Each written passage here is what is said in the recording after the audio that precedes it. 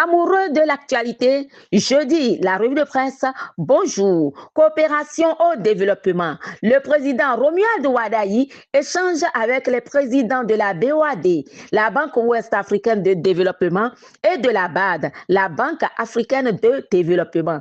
Cette actualité à la manchette de décryptage info émaille la plupart des médias de ce jeudi 11 juin 2026. L'informateur retient de ces échanges la BOAD et la BAD rassure. Et suite à la tournée du chef de l'État en Afrique de l'Ouest, la diplomatie béninoise relancée. C'est une observation de l'informateur. La boussole fait part des impressions du président de Guinée-Bissau. Lors du passage de Romuald Wadaï en Guinée-Bissau, le général Horta Inta a loué la transformation économique du Bénin.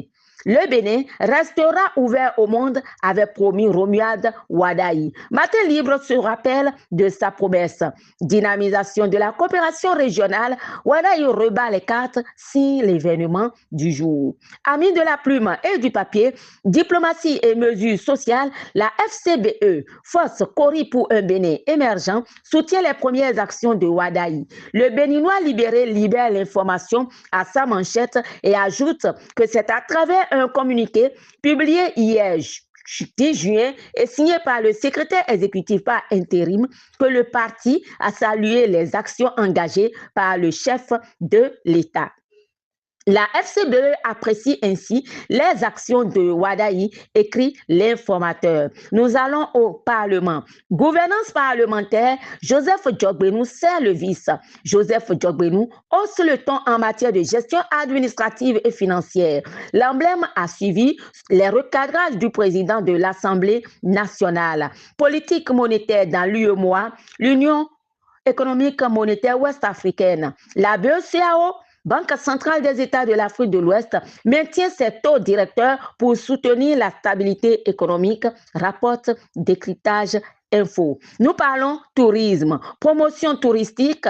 Le Bénin renforce sa visibilité internationale, informe Matin Libre. Du tourisme, rendons-nous à Porto Novo. Porto Novo obtient 250 000 € pour des projets structurants. Le chronomètre aborde cette actualité avant que l'emblème ne détaille. Coopération décentralisée et rayonnement international. Rachad Toukourou, c'est le maire de Porto Novo, a décroché un partenariat majeur. C'est l'emblème qui en parle. Amis de la plume et du papier, évolution du passeport béninois.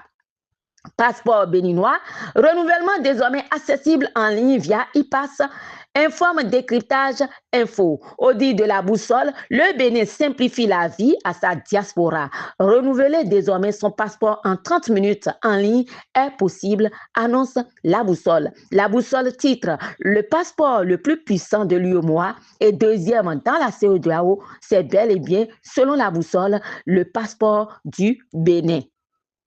Au niveau des préfectures, préfecture du Zou, Laurent Zomaï prend les commandes et fixe le cap. Décryptage Info a suivi sa prise de service.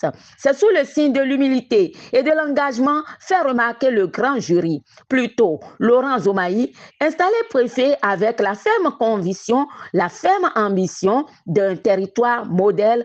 C'est Lumière Info qui a suivi cette actualité. Pas seulement le préfet du Zou. 8 préfets sont nommés. L'événement du jour trouve que c'est la continuité dans l'action.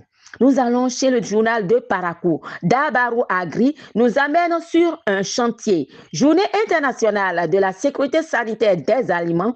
Le Bénin mobilise toute la chaîne alimentaire pour des aliments plus sûrs. L'événement du jour a un avertissement. Contre la consommation des produits prohibés, la police déclenche une lutte sans merci. Inconditionnel de la revue de presse, amis du football, la Coupe du Monde démarre. Coupe du Monde, donc, les meilleurs matchs sur Bénin TV, placade d'Abarou.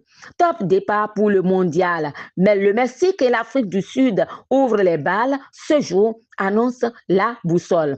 Mauvaise note dans la Coupe du Monde, Omar Artan, élu meilleur arbitre africain de l'année 2025, ne participera pas à la Coupe du Monde. Le Somalien s'est fait refouler du territoire américain, informe le journal Afrique de TV5 Monde.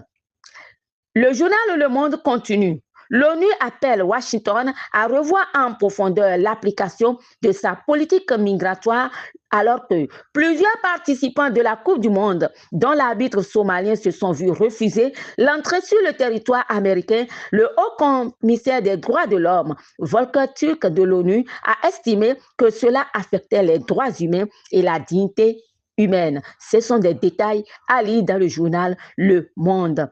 Chers amis de la revue de presse, avec nous, vous avez désormais la possibilité de faire des annonces publicitaires. Nous sommes suivis au Bénin, dans la sous-région et à l'international sur nos différents canaux Facebook, YouTube, TikTok, sur le vocable Tadagbe Info. Vous avez également la possibilité d'encourager notre revue de presse, votre revue de presse, en nous soutenant par vos dons, vos appuis financiers ou matériels. Nous sommes également ouverts à toute observation. Contactez-nous sur les numéros qui s'affichent. Dès la fidèle Tamandaro Agossa, je suis l'œil féminin des médias pour vous. À demain.